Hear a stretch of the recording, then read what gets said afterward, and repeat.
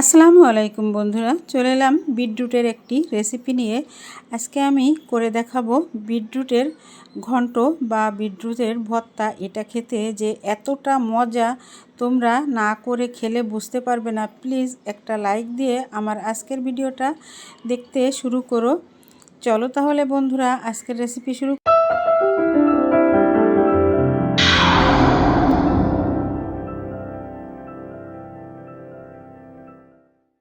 বন্ধুরা, আমি এখানে 4টা বিটরুট নিয়ে নিলাম। এই বিটরুটগুলোকে আমি এখন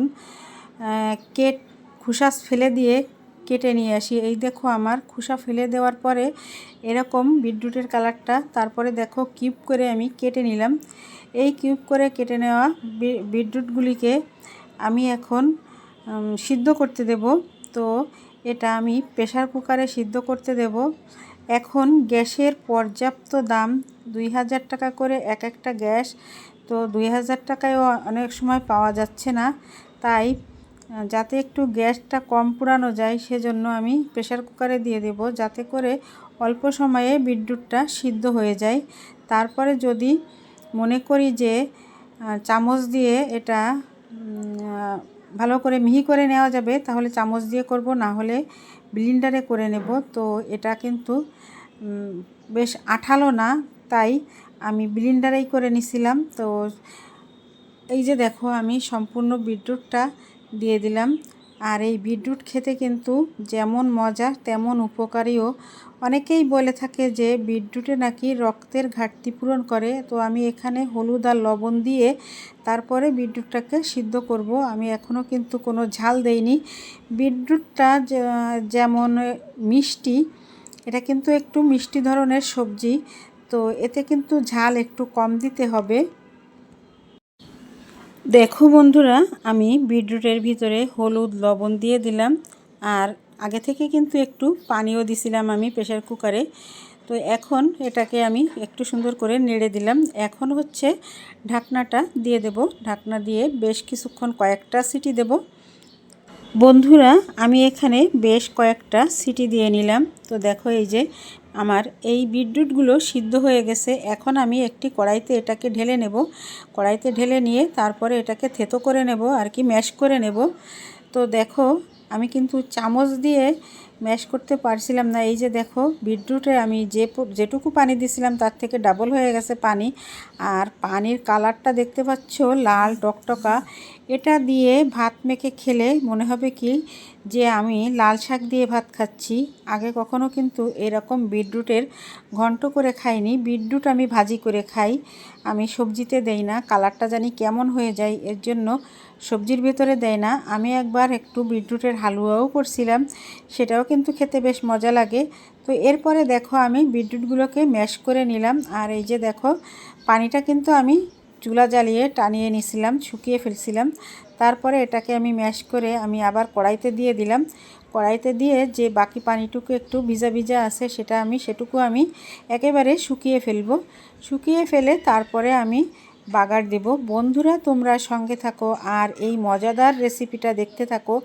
আর মজাদার রেসিপিটা তোমাদের পছন্দ হলে অবশ্যই বাড়িতে তৈরি করে খেয়ে দেখো। আর বন্ধুরা, এই যে দেখো, এখন আমি দিয়ে দিলাম অল্প সামান্য একটু মরিচ কুচি। তো একটু ঝাল না হলে কিন্তু ভালো লাগবে না, একটু ঝাল দিতেই হবে। আর আমি দিব শুকনো মরিচ বাগার দেওয়ার সময়। এখন হচ্ছে মরিচটা দেওয়ার পরে আরও একটু নেড়ে দিলাম, নেড়ে চেড়ে একটু।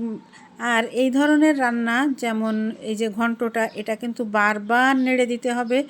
সাইডে কিন্তু বারবার লেগে যাবে, নিচে লেগে যাবে, সেগুলো বারবার নেড়ে। রান্নার দিকে খেয়াল না থাকলে কিন্তু রান্না ভালো হবে না। হয়ে গেল, এই যে দেখো, একেবারে শুকনা শুকনা করে নিছি। এখন আমি অন্য একটি পাত্রে তুলে নিয়ে তারপরে আবার আমি বাগার দেব। এই যে দেখো, আমি একটি প্লেটে আমি তুলে নিচ্ছি, তারপর আসবো বাগার দেওয়ার জন্য। তো বন্ধুরা, সঙ্গে থাকো আর দেখতে থাকো আমার মজাদার আজকের বিটরুটের রেসিপিটা। সিদ্ধ করা বিটরুট তুলে নিলাম। আবার কড়াইটাকে আমি পরিষ্কার করে ধুয়ে নিয়ে চলে এসেছি। কড়াইটা পর্যাপ্ত গরম হলে তারপর আমি এখানে তেল দিয়ে দেব। বন্ধুরা, এই যে দেখো, আমি তেল দিয়ে দিচ্ছি। তেলটা গরম হলে আমি এখানে বাগারের জন্য যে মশলা। বন্ধুরা তেলটা কিন্তু আমার গরম হয়ে গেছে, দেখতে পাচ্ছ তোমরা। আমি এখানে দিয়ে দিলাম কালো জিরা দিলে যে কোনো ভাজি ফ্লেভারটা খুব সুন্দর আসে। আর দিয়ে দিলাম কুচি করে কেটে নেওয়া শুকনো মরিচ, এতেও কিন্তু ঘ্রাণটা জাস্ট অসাধারণ আসবে।